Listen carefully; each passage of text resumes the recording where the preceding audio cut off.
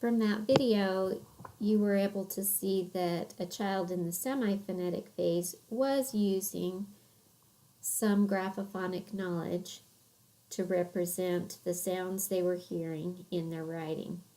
It's a lot more obvious that a child has graphophonic skills when they move to the phonetic phase. Children who are in the phonetic phase demonstrate increased phonemic awareness. They can separate out all the sounds in a word and represent those those middle sounds. Most sounds are represented in their writing. They include both consonants and vowels, although they might still have some unconventional spellings.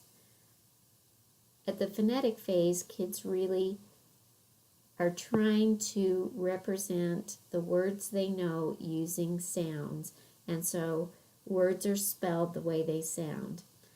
Although, in my experience, there's not a real clear distinction here because kids still tend to throw in an occasional sight word that they've learned even when they're at the phonetic phase. So that blurs the line between phonetic and transitional just a little bit.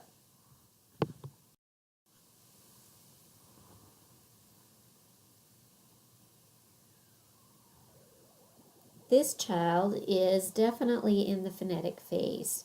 He is doing a written retelling of a chapter that he read in an easy reader, and so he's writing about what happened in the story that he read. It says, "But Mom, I don't want to. But Fox, you have to because Louise wants to and Louise loves the park." So you can see that in this writing, most of the sounds are represented, and he's using some phonics strategies. He's really including those beginning and ending sounds, even those middle sounds. He's also probably copied how to spell the word Louise from the book. That wouldn't be a word he could sound out at this phase, or really at any phase. You kind of have to know how to write that word. He also has some sight words. The is a sight word that is not completely phonetic. Love is a sight word that is not completely phonetic. Also you. So this is what I mean that, yeah, you might call this transitional, but I would want to see more of the common sight words represented, like want. I would want to see spelled conventionally. Also have, I would want to see spelled conventionally, because those are very regular high frequency words, and so I would expect to see more of those regular high frequency words spelled correctly, if I were going to consider this child to be a transitional speller. So I'm going to call this child a phonetic speller. He might have turned 6 by this time. I can't remember when his birthday was, but he was a kindergartner. I am thinking 6 by this time of the year.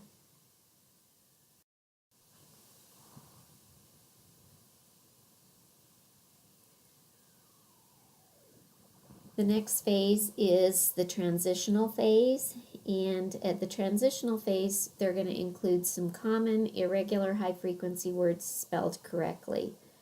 They also spell those words that are important to them correctly, but other words are going to be spelled as they sound.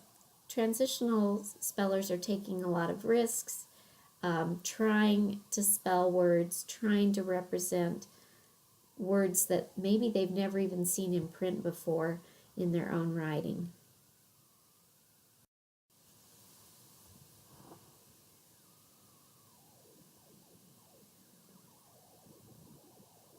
Here's another example of a story retelling, this one from the listening center where the child listened to the book in an audio recording, probably following along with the book.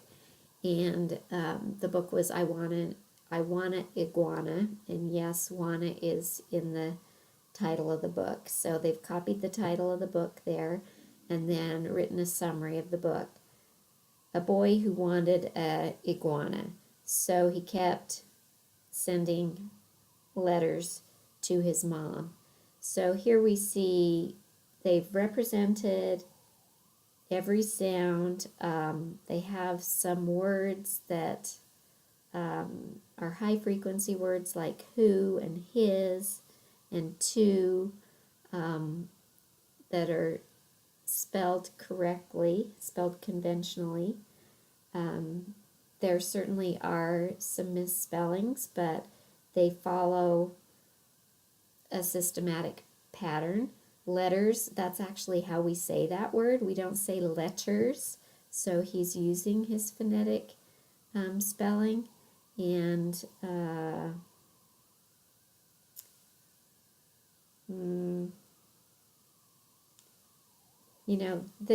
this kid I would barely call transitional, because I would probably want to see the ed ending used on wanted, and maybe even the correct spelling for want. But this kid is like bridging between phonetic and transitional, and I would say leaning towards the transitional phase because of some of those consistent high frequency words and patterns that we can see about what he knows graphophonetically being used in his writing.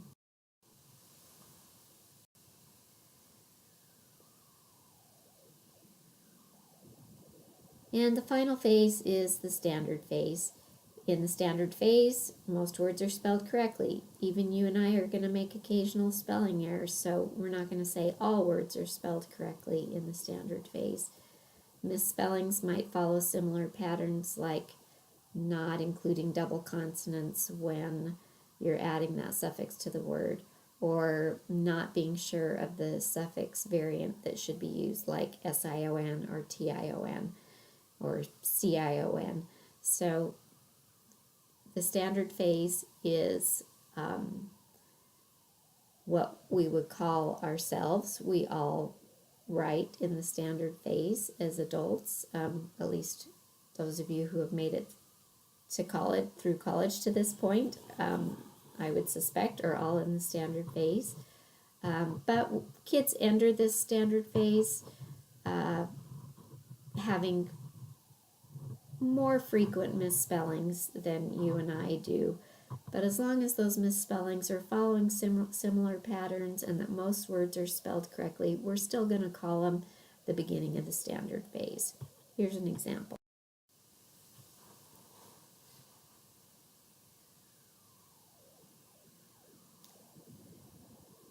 So Mackenzie has written about the photo that she pasted on here.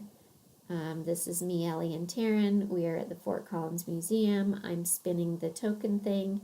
I got 2 tokens. Behind us is a fan thing, and you put the ball on it, and it flies everywhere. It is so fun. I want to go there again. So really the only thing we're seeing here as a misspelling is spinning, not doubling that consonant before adding the suffix. Of course, there are other convention errors, like not capitalizing the F in fort and not making everywhere a compound word. But for the most part, we would say this is representative of the standard phase because most words are spelled correctly in this piece.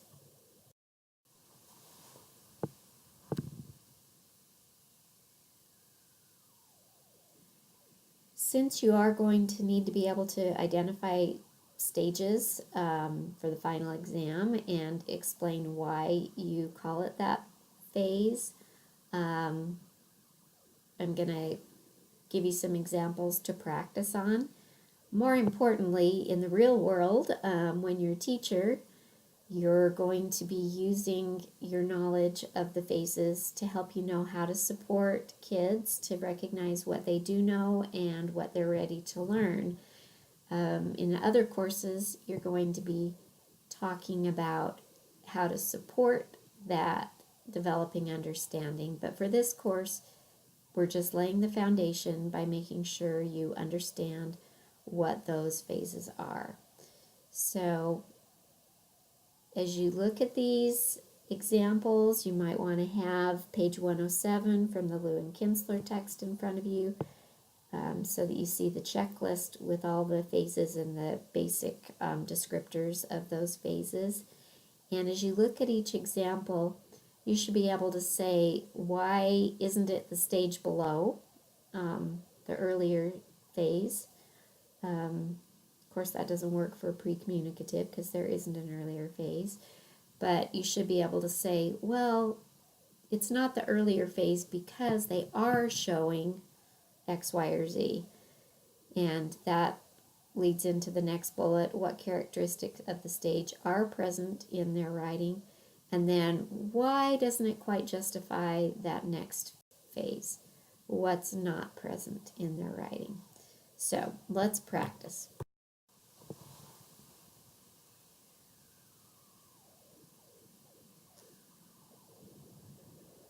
You can pause the video every time you get to one of these examples, just so that you can take the time to look at it and try to decide for yourself what phase it is before I tell you my determination of what the phase is. So if you haven't already paused and thought about this one, do it now.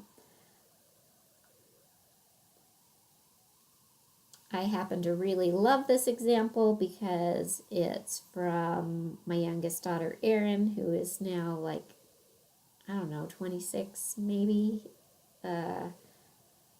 Anyway, obviously she didn't write this when she was 26. She was a very little girl, and I was gone to class, and I came home and found that she had written this note for me. So you can see that this is the transitional phase. Although there's not really enough writing to tell for sure, I would call this the transitional phase because there's only one misspelled word, which is missed. And missed is spelled pretty phonetically, although we can see that she kind of understands about the ed ending because missed, we actually hear a t sound instead of a d sound, so she's at least getting that d part of the ed ending, although she left out the double s and the e. But we see high frequency words spelled correctly. I love you.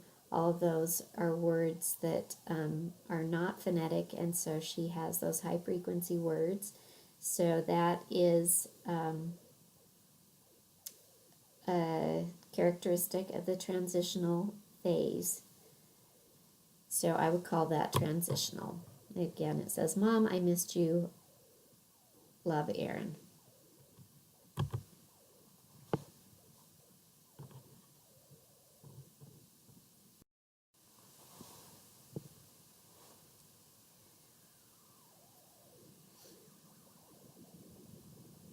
If you haven't figured out what phase you think this one is, pause and do so.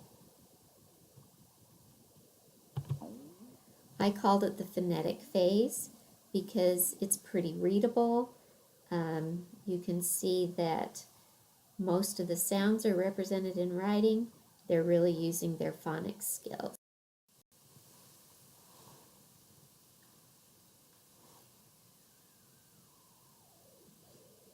And if you haven't figured out what phase you think this one is, pause and do so.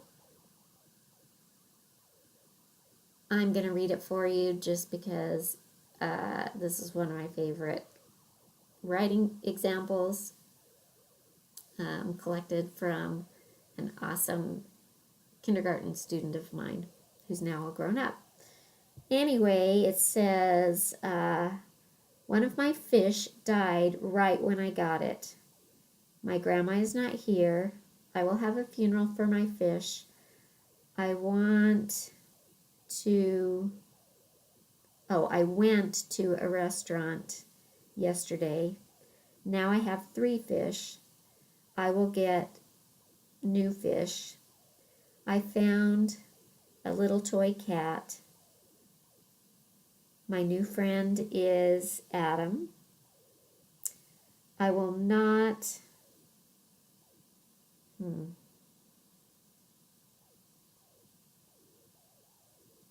hmm, I don't remember what this says. I'm sure I knew it one time and could figure it out. I will not go. Oh, I will not go ice skating. That's what it was. I will not go ice skating. That G looks kind of like an O. That's what was throwing me off. But you can see that she has most sounds represented, and she's really using her phonics strategies. But there are a lot of sight words, common high frequency words that are not spelled conventionally. So, again, I would call it the phonetic phase because of those many high frequency words that are spelled incorrectly. If you need to pause and go back and look at those high frequency words that are spelled incorrectly, like of and when, etc., there's lots of them all the way through.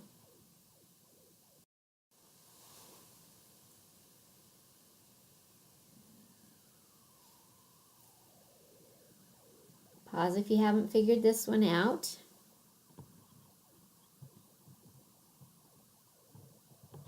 But I would definitely call this the pre-communicative phase. There are a couple of letter-like forms there. S was actually the first letter of this girl's name, so possibly she was trying to say something. Oh, wait, no. S wasn't the first letter of her name. This was Caitlin, so I think she was just happened to know the letter S, wrote it down. There's another letter-like form next to it, and then mostly just squiggles that are representing lines. So she is demonstrating that she's beginning to understand lines, but really doesn't have any graphophonics knowledge at all. So again, the pre-communicative phase. Pause if you haven't figured this one out.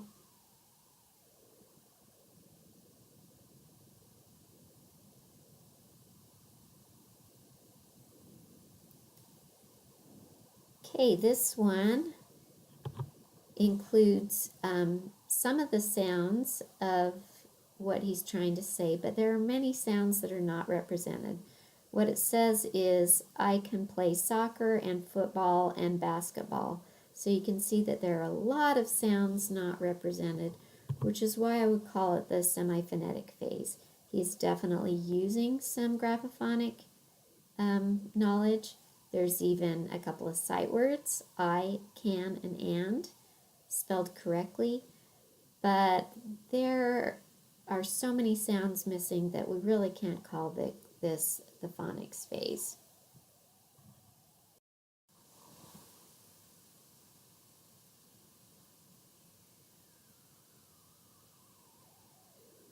And just by looking at this, you can probably tell that it's the standard phase. So in the standard phase, remember that most words are spelled correctly and that misspellings are going to follow similar patterns. So you can look through this and see that this is a good representation of standard phase because there aren't those misspellings that we might see in a transitional phase.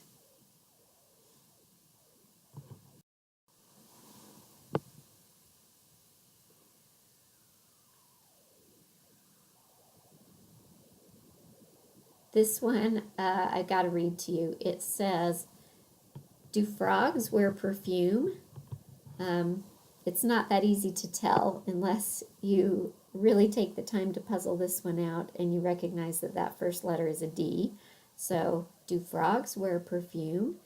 And now that you know what it actually says, you can probably tell that this actually is the phonetic phase because he is really using the sounds that he knows, the phonetic representations to puzzle this out. And every sound is represented, which is a demonstration of phonetic phase.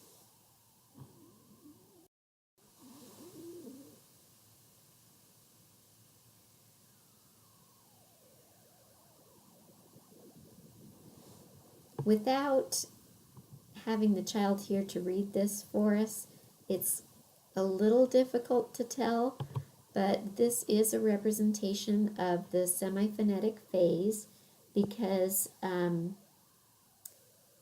the child does have a meaning that they're trying to convey. Again, that would be easier if we had the child read it to us, but the drawings also are an attempt to convey that meaning. The child is actually using letters to represent sounds, and there are a lot of consonants.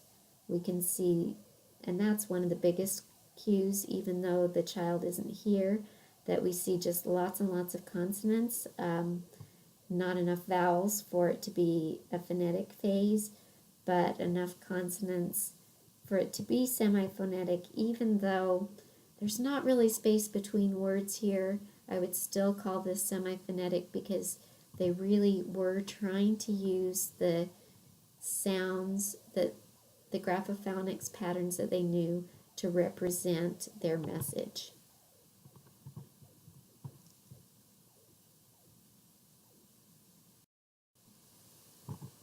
Okay, so that was some practice. That was some practice with the developmental spelling phases.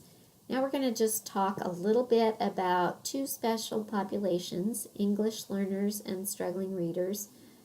Kids go through similar stages.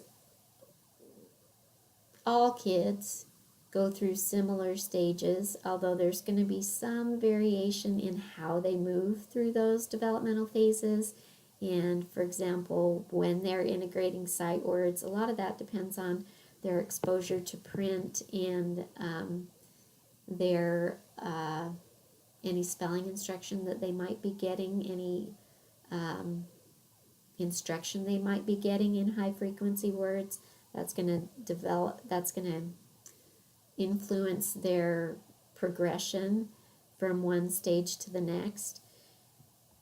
But even special populations are going to basically move through those phases, although maybe at different rates and in slightly different ways. So we want to talk about English learners and struggling readers, two of the special populations that you are likely to be supporting as teachers. To review this information, you ought to go back to the Lewin-Kinsler text, the Little Teeny Workbook, and look at pages 5 and 6, and also the auto book that we used a lot more at the beginning of the semester, the Big Fat Book. Look in chapter 3, especially pages 70 to 78. We've already read that chapter, but you might want to review those pages because they do talk about English learners particularly.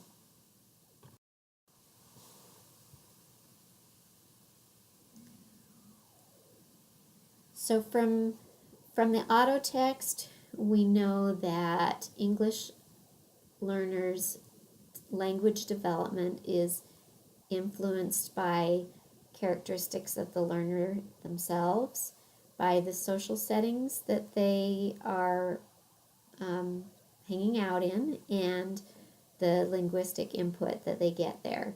So let's take a little closer look at each of those influences. The first, learner characteristics. Age is one of them, but in addition to that, their personality, how verbal, whether they're shy or talkative, how motivated they are to learn the language, what their level of cognitive ability is, and especially how competent they are in their first language. We call that their L1. So their L1 competencies, their ability in their first language really influences their learning of the second or subsequent languages.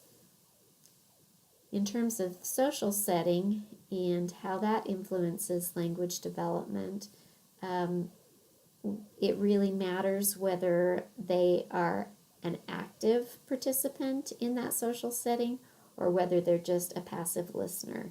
Are they trying to do things and to communicate, or are they just listening? In that setting, are there concrete reference? That means, are there objects that are being referred to, or are they just being asked to memorize a string of vocabulary without the object being there or something to connect that word with? And what are the language models like in that setting?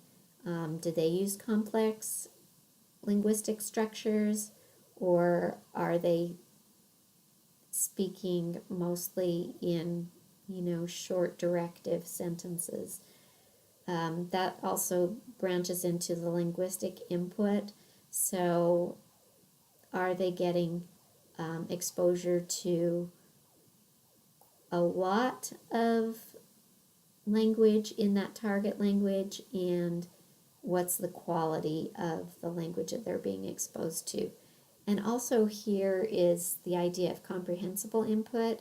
So if the language that they're getting, the linguistic input that they're getting, is way beyond what they can even hope to understand or attempt to speak at this point, if it's beyond what they can currently do, then that's not going to be comprehensible input for them. It needs to be just right where they are, leading to right where they can go, so that it can be comprehensible to them and move their language development forward.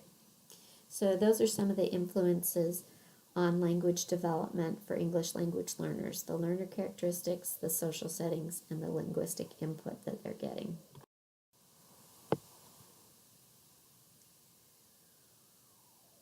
Remember, these 5 key areas of language development are important for language development of English learners as well, and their learning of the L2, the second or subsequent language, is going to really be impacted by differences between their L1, their first language, and that new language that they're trying to learn. Differences in syntax, semantics, morphemic aspects, phonology, and pragmatics are all going to impact the language development of English learners.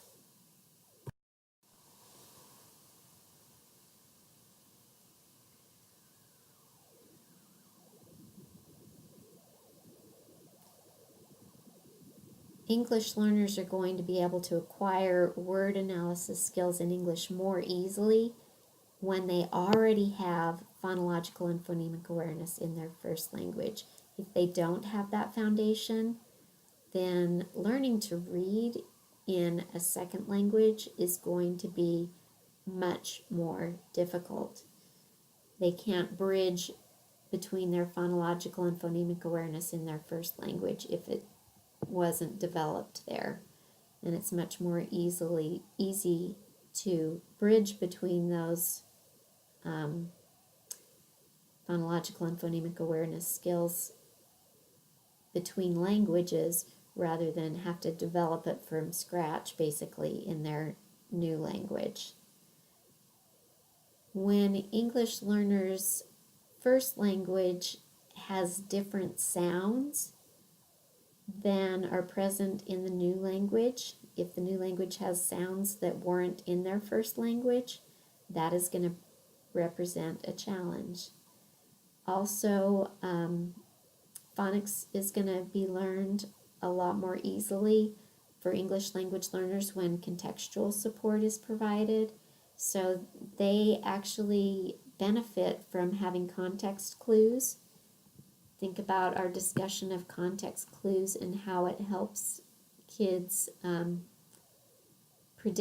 anticipate and confirm what they're using their phonics knowledge to figure out.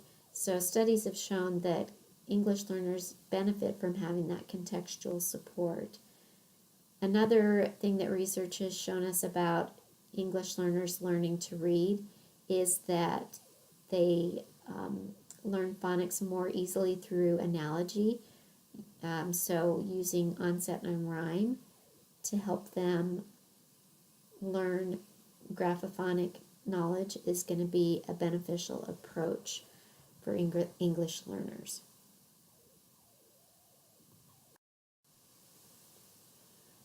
You'll remember that we talked about the WIDA levels of language acquisition for people who are learning a new language.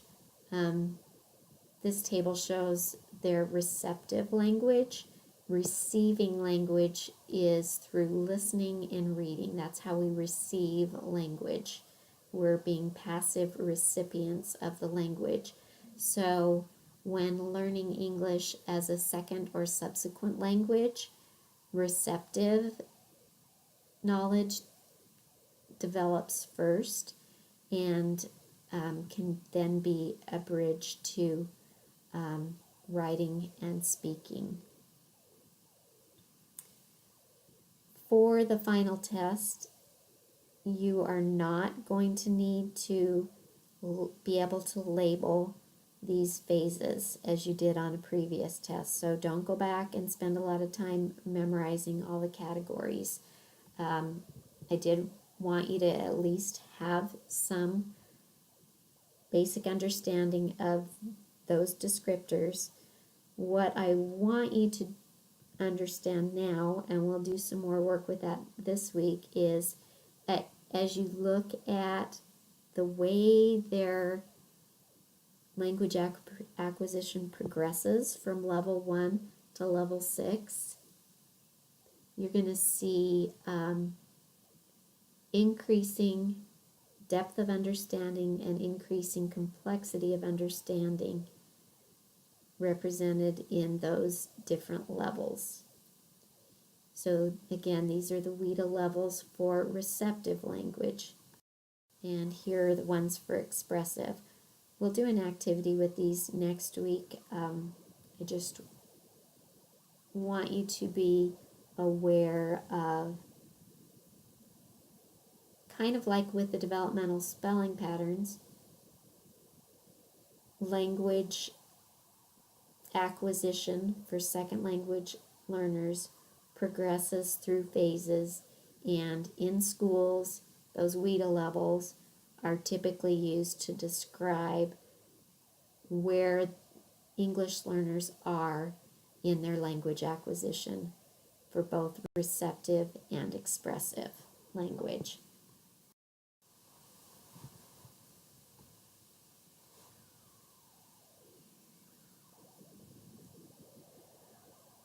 All right, let's take a second to talk about struggling readers. These are kids for whom reading does not seem to come as easily as it does for other kids. Of course, a lot of this could be because they haven't received the instruction that they need. And so it could be an instructional problem rather than a problem that we want to put on the reader and call them a struggling reader. Maybe we're instead dealing with a struggling teacher.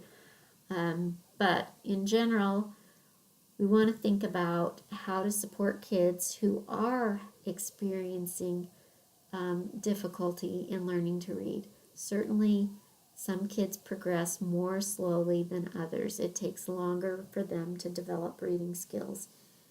In classes that you'll take in future semesters, you're going to learn more about how to support these kids who are taking longer to develop the reading skills, because they do benefit from additional instructional support and additional time with instruction, with reading instruction. Teachers need to be able to identify instructional practices that are effective for the individual. Sometimes you are going to hear that if a child is struggling with reading, it is because they need X. That may or may not be true because kids really vary in the needs they have as developing readers, especially if they're struggling. So we need to be really careful to match instruction or intervention to the needs that the child has. The only way we can do that is by formatively assessing and figuring out along the way what a child is ready to learn now and what might be missing from their reading knowledge. And the last half of this semester, we've really talked about the pieces that are needed to be a reader. And so if a child is struggling, you know those pieces that might need further development. Another thing that's really important for teachers who are working with struggling readers is just to provide encouragement so that they have motivation to read, because the best way for a kid to get better at reading is by reading a lot. The more you read, the better you read. And so if they lose motivation, that's just going to make it even harder and make it take even longer for struggling readers to develop their reading skills. So we want to be really encouraging, give them books that they can read, help them maintain that motivation to read and read and read so that they can become better and better readers. As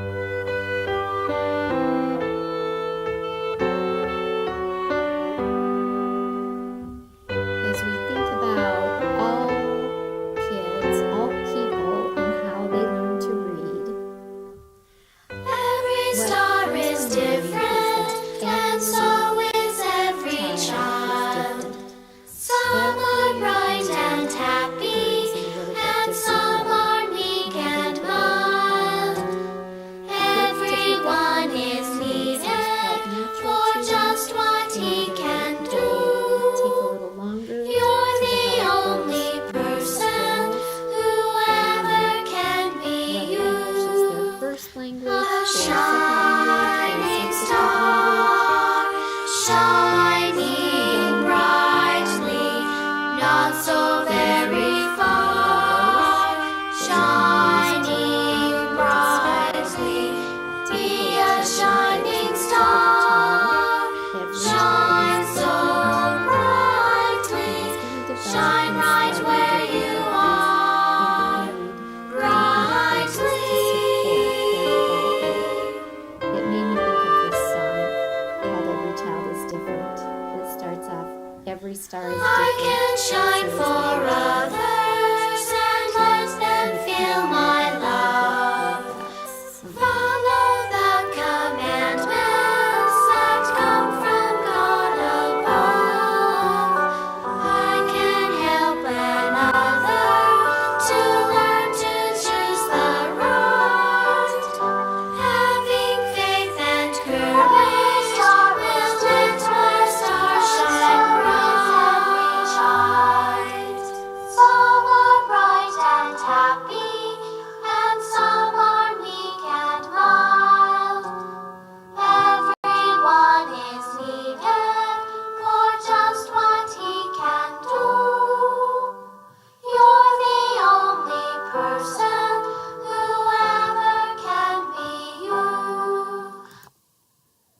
I just thought if I played that song, it would settle in your brain that even though we've talked about these phases and levels, every child is different and every child is unique in their development. And as a teacher, you'll have a chance to get to know each child as unique and different and to support them on their unique and different learning journeys.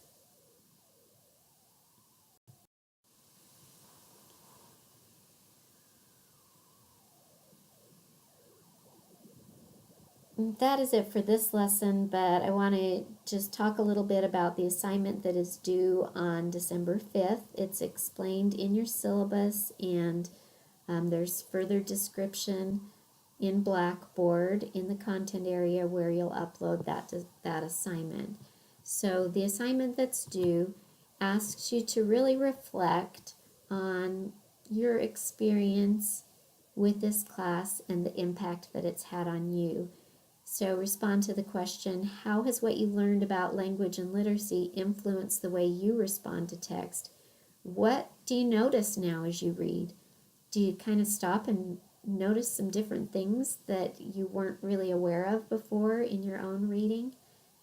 So in order to write this up, you might want to review the syllabus and look at the topics that are included and think about them and what you noticed about them. As you're writing, use that academic vocabulary that you've been exposed to throughout the semester and really take some time to think about how this class has impacted you, how it's developed your own understanding, raised your awareness of the way you interact with and respond to print. Just to give you an idea, it should be a page and a half, double spaced. It can be longer, but no longer than 4 pages, so keep it within those boundaries. If you say it well in a page and a half, you don't have to make it longer, but you certainly might have more to say than what you can put in a page and a half of writing. So I just thought it would be helpful to give you a little bit of a range so you know I'm looking for some depth here in your reflection, not just a sentence or two. And I would like you to upload it as a Word document or similar, not a PDF. And upload it to Blackboard by midnight on December 5th. There's a place for that in the content area. Please name the file this way, not just the way you upload it, but the file itself. Please name it with your first name, because that's how I know you, your last initial, because we need that for some of you, and then the word reflection. So, for example, Ashley A. Reflection. So please name your file in that way. I am looking forward to seeing you next week, finally, face to face, for our final class. That'll be a review before the final examination.